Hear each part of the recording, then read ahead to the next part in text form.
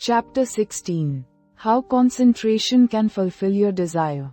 It is a spiritual law that the desire to do necessarily implies the ability to do. You have all read of Aladdin's lamp, which accomplished such wonderful things. This, of course, is only a fairy story. But it illustrates the fact that man has within him the power, if he is able to use it, to gratify his every wish. If you are unable to satisfy your deepest longings, it is time you learned how to use your God-given powers.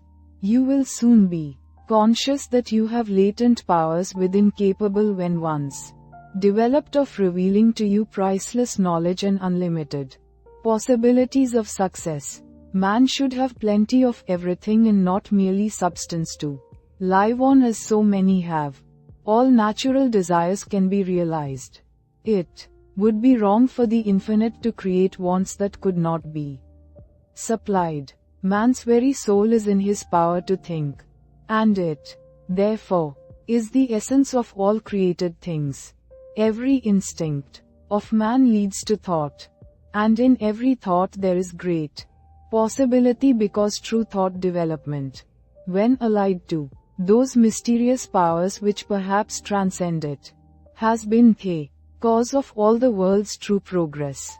In the silence we become conscious of that something, which transcends thought and which uses thought as a medium for expression. Many have glimpses of that something, but few ever reach the state where the mind is steady enough to fathom these depths. Silent, concentrated thought is more potent than spoken words, for speech distracts from the focusing power of the mind. By drawing more and more attention to the without, man must learn more and more to depend on himself, to seek more for the infinite within. It is from this source alone that he ever gains the power to solve his practical difficulties. No one should give up when there is always the resources of infinity. The cause of failure is that men search in the wrong direction for success, because they are not conscious of their real powers, that when used are capable of guiding them.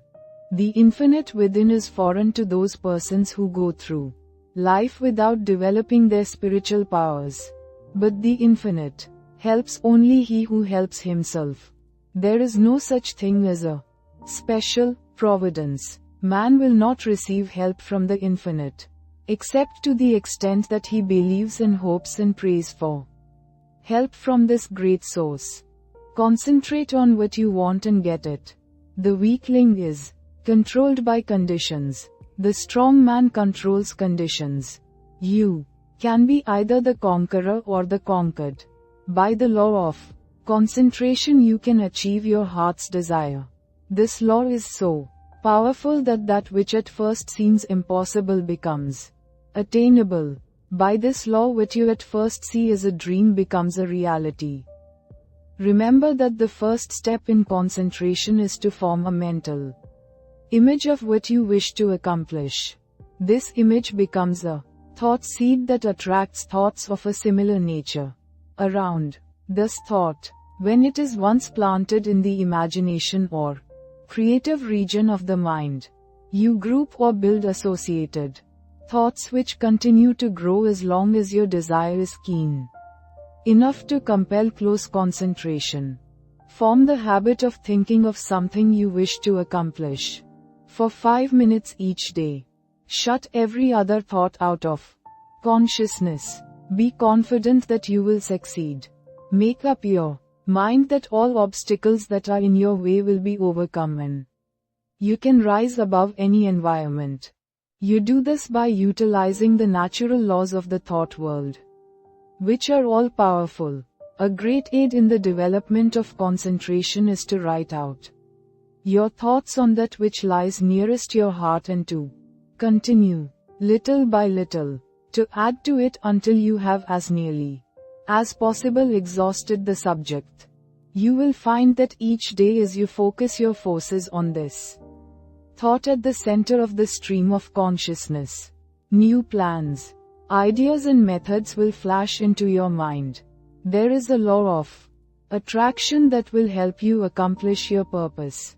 An advertiser, for instance, gets to thinking along a certain line. He has formed his own ideas, but he wants to know what others think. He starts out to seek ideas and he soon finds plenty of books, plans, designs, etc. on the subject, although when he started he was not aware of their existence. The same thing is true in all lines.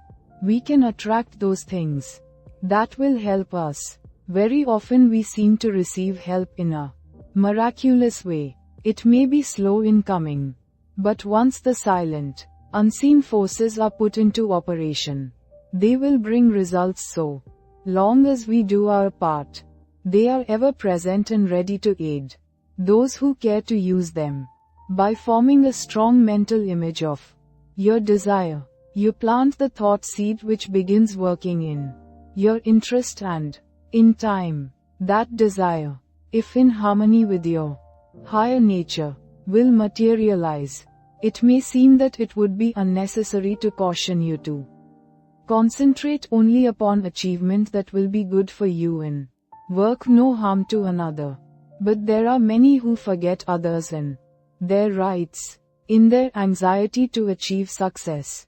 All good things are possible for you to have, but only as you bring your forces into harmony with that law that requires that we mete out justice to fellow travelers as we journey along life's road. So, first think over the thing wanted and if it would be good for you to have. Say, I want to do this. I am going to work to secure it. The way will be open for me.